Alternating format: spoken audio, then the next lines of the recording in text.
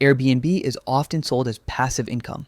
Buy a property, furnish it nicely, list it online, collect money while guests pay your mortgage. That sounds amazing. And for some people, short-term rentals can absolutely make money. But calling Airbnb passive income can be misleading because behind every nice listing photo, there is usually a lot of work, risk, stress, and unexpected expenses that people do not see. This is the Airbnb trap. Not because Airbnb is bad, but because many beginners underestimate how active the business really is. Meet Marcus. Marcus sees people online talking about Airbnb income.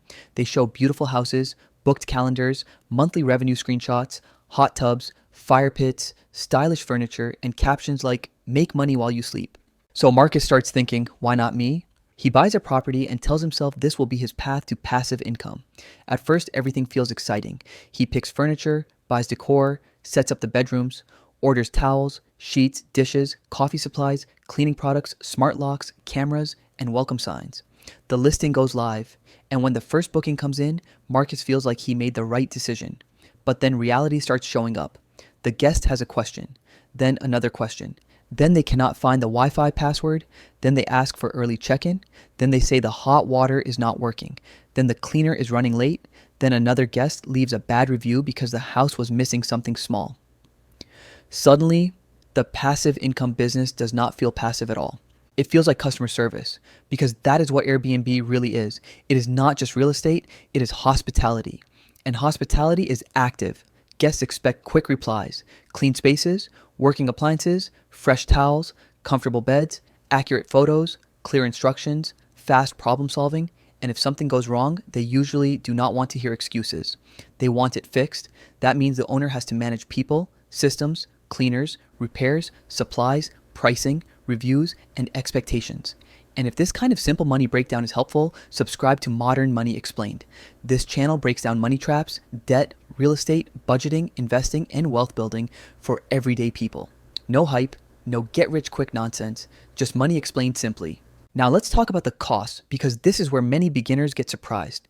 A long-term rental may need basic appliances and normal maintenance, but an Airbnb usually needs much more. Furniture, mattresses, bedding, towels, dishes, cookware, coffee machine, decor, outdoor furniture, smart lock, security camera, internet, streaming setup, cleaning supplies, extra linens, backup supplies, repairs, and every item gets used by strangers over and over again.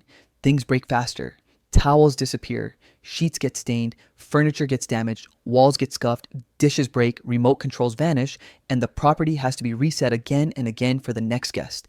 That turnover is not passive. It is a system. And if the system breaks, the business suffers. Then there is cleaning. Cleaning is one of the most important parts of Airbnb hosting. A guest might forgive a small inconvenience, but they usually will not forgive a dirty property. That means the cleaner has to be reliable. The schedule has to be tight. Supplies have to be stocked. Laundry has to be handled. And if a cleaner cancels last minute, the host has a problem because the next guest still expects a perfect check-in. This is why Airbnb income can look great on the surface, but the profit can be much smaller than expected. Revenue is not profit. A property might bring in several $1,000s in bookings, but then you subtract the mortgage, property taxes, insurance, utilities, internet, cleaning, repairs, supplies, platform fees, maintenance, management, furnishing costs, vacancy, and sometimes local permits or lodging taxes. After all that, the number can look very different.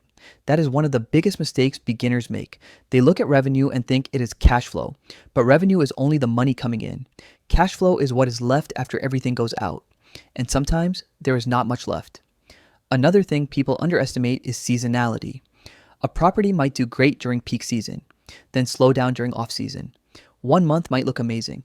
The next month might feel stressful. That is why you cannot judge an Airbnb by one strong month. You have to understand the full year, slow months, repairs, unexpected expenses, local competition, changing travel demand, and pricing pressure. Then there is regulation risk. Cities can change rules. Permits can be required. Neighborhoods can complain.